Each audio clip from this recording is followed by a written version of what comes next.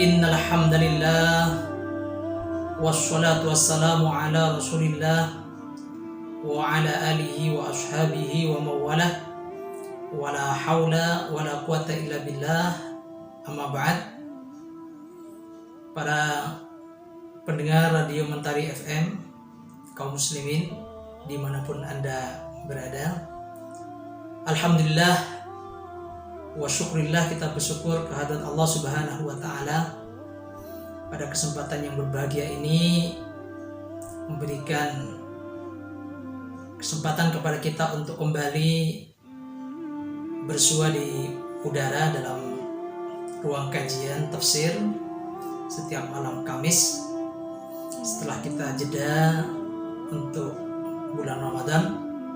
Alhamdulillah, mudah-mudahan antum semua dalam keadaan sehat-sehat dan juga senantiasa diberi keberkahan oleh Allah Subhanahu wa ta'ala, dan yang lebih penting senantiasa diberi semangat untuk thalabul ilmi.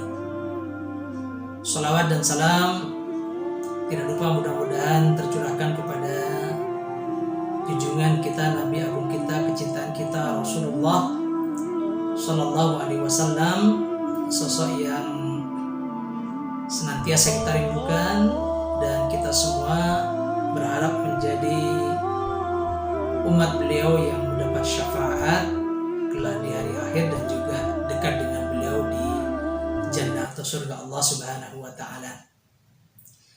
Kaum muslimin, para pendengar Mentari FM yang berbahagia dan dimuliakan oleh Allah Subhanahu wa ta'ala, kajian tafsir kita pada malam hari ini yaitu surah Al-Baqarah ayat 108, yaitu firman Allah Subhanahu wa ta'ala, A'udzu billahi minasyaitonir rajim.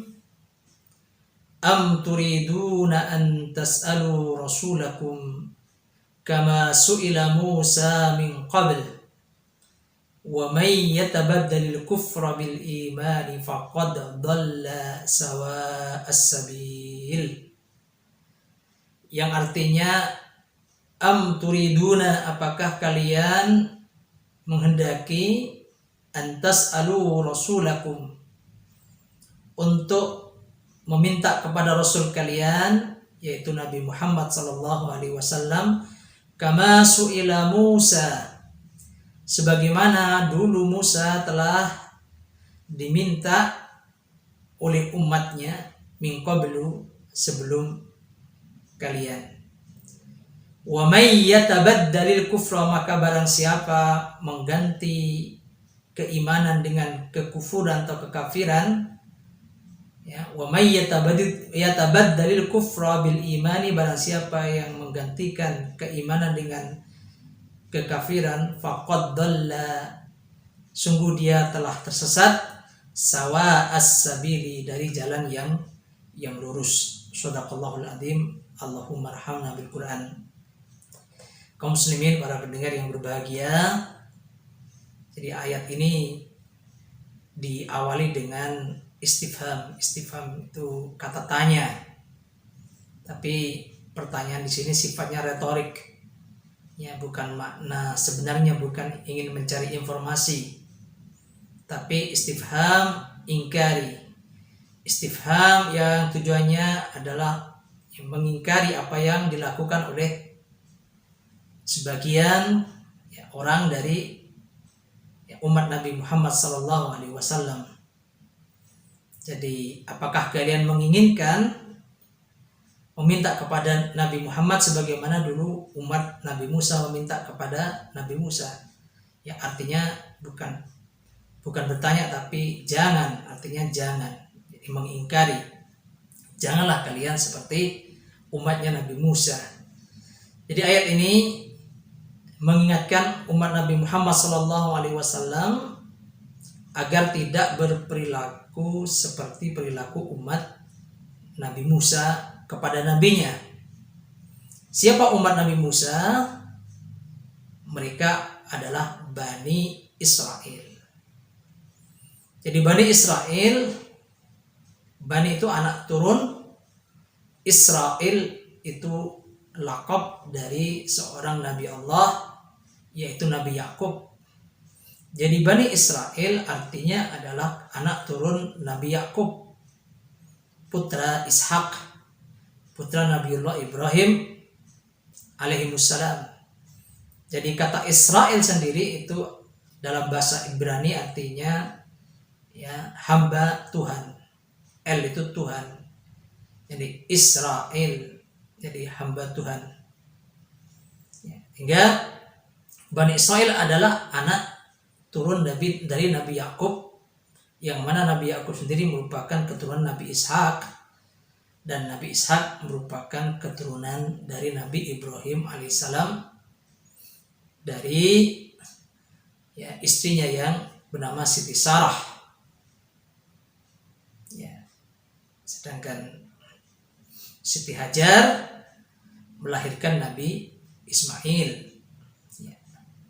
Lalu Bani Israel pada mulanya adalah bangsa yang dimuliakan oleh Allah Subhanahu wa taala. Jadi nenek moyang mereka adalah nabi-nabi yang mulia. Ya, karena mereka adalah anak turunnya Nabi Yakub, Nabi Ishak ya, ke atas, dan Nabi Ibrahim. Juga dari kalangan mereka banyak diangkat oleh Allah Subhanahu wa taala sebagai nabi juga.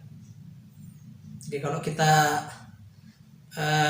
mengingat kembali putra Nabi Yakub yang jumlahnya 12 ya, ada Ruben, ada Simeon, ada Lawi, ada Yehuda, ada Zebulon, ada Isakhar, dan Dan, Gad, Asher, Naftali, kemudian Nabi Yusuf dan Benyamin. Maka dari keturunan Levi itu lahir ya, diantaranya itu ada Nabi Musa alaihissalam dan saudaranya Nabi Harun alaihissalam, dan juga Nabi Ilyas dan Nabi Ilyasa. Kemudian dari keturunan Yahuda lahir Nabi Daud, kemudian putranya Nabi Sulaiman alaihissalam, kemudian Nabi Zakaria, Nabi Yahya, dan juga Nabi Isa. Dan dari keturunan Benyamin ya, lahir ya, seorang nabi namanya Nabi Yunus. Itulah mengapa Allah Subhanahu wa taala mengingatkan Bani Israel terhadap kemuliaan nenek moyang mereka. Dalam surah Al-Baqarah ayat 47 misalnya, A'udzubillahi minasyaitonirrajim. Ya Bani Israil adhkuru ni'mati allati an'amtu 'alaikum wa anni faddaltukum 'alal 'alamin. Hai Bani Israel, ingatlah akan nikmatku yang telah aku anugerahkan kepadamu, dan ingat pula bahwasanya aku telah melebihkan kalian ya, terutama nenek moyangnya dahulu ya, atas segala umat. Jadi ini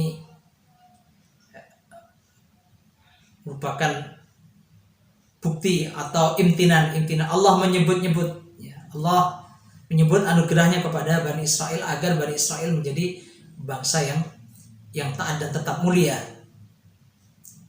Jadi pada mulanya Bani Israel, kalau kita menengok kembali sejarah, Bani Israel itu pada mulanya adalah menghuni dan berkembang biak di Mesir. Jadi bermula dari kisah Nabi Yusuf alaihissalam. Jadi setelah Nabi Yusuf itu disakiti, dibuang oleh saudara-saudaranya, ya, kemudian Nabi Yusuf diambil oleh salah satu pembesar Mesir dan kemudian dijadikan budak. Tapi qadarullah, akhirnya Nabi Yusuf justru tumbuh dan dengan segenap Allah menjadi salah satu pembesar di Mesir. Dan saat itulah Nabi Yusuf berusaha untuk bertemu kembali dengan orang tua dan saudara-saudaranya. Dan ketika Allah mempertemukan mereka, maka Nabi Yusuf pun memaafkan kesalahan saudara-saudaranya dan mengajak mereka untuk tinggal di Mesir, yang tadinya tinggal di Kanaan.